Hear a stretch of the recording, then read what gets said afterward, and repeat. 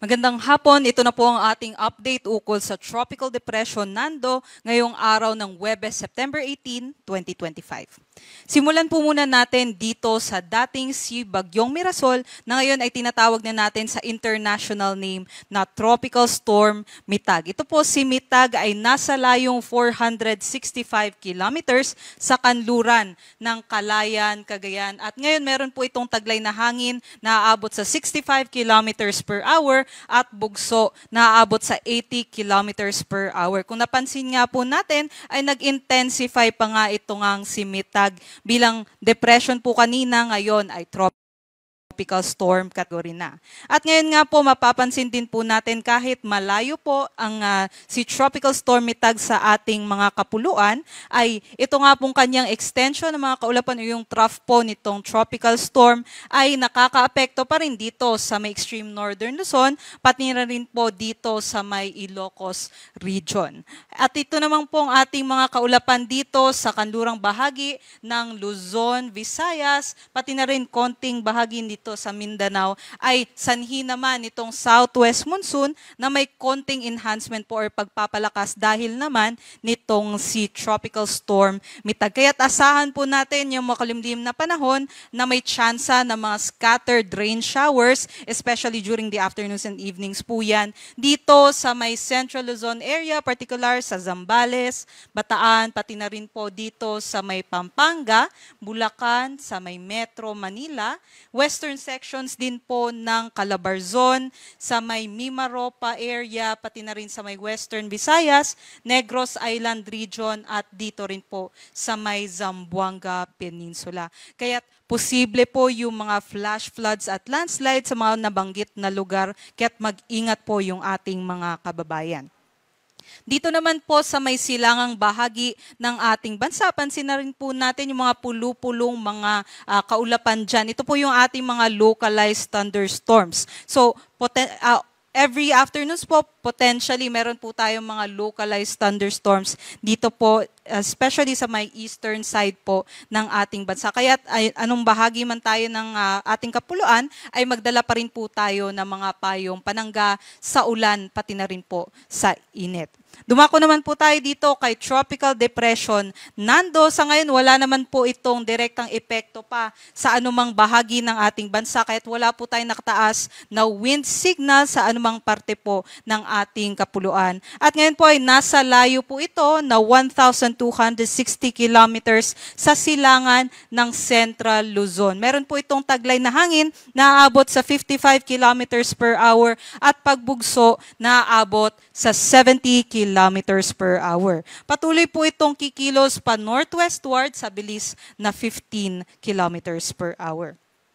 Ito naman po ang forecast track and intensity nitong si Nando. Nakikita nga po natin magpapatuloy po itong kumilos sa northwestward na motion at habang kumikilos po ito ay mag-i-intensify pa nga bilang isang typhoon category earliest po by Saturday. At patuloy po ito magno-northwestward. Pagdating naman po ng Sunday ay mag-westward motion po ito patungo dito sa may extreme northern Luzon or dito naman sa may northern Luzon area. Hindi din po natin inaalis yung tsansa na ito'y maging super typhoon category, kaya't mag-antabay po tayo sa updates galing dito sa Pag-asa.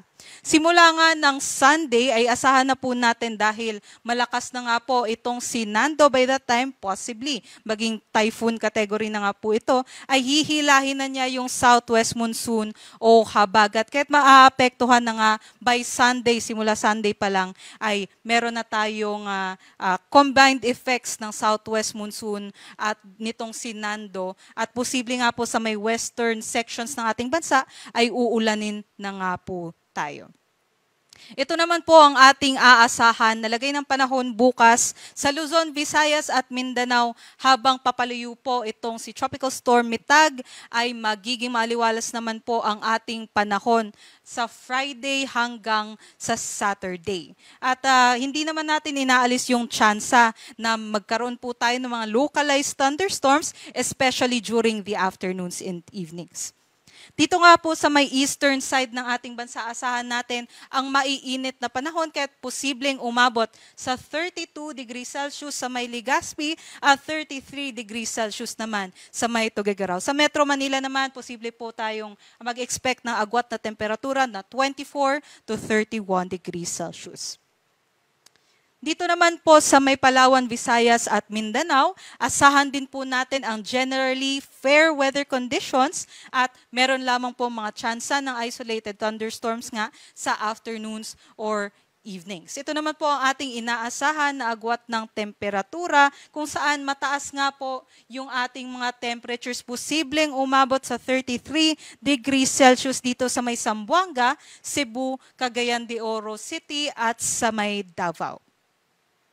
Para naman po sa ating sea conditions, wala naman po tayong nakataas na gale warning sa anumang baybaying dagat ng ating bansa, ngunit nasa katamtaman pa rin yung ating mga pag-alon dito sa may Northern Luzon area. Pero pababa naman dito sa may Visayas, Southern Luzon area, pati sa Mindanao ay nasa slight to moderate lamang or banayad hanggang katamtaman ang ating mga pag-alon.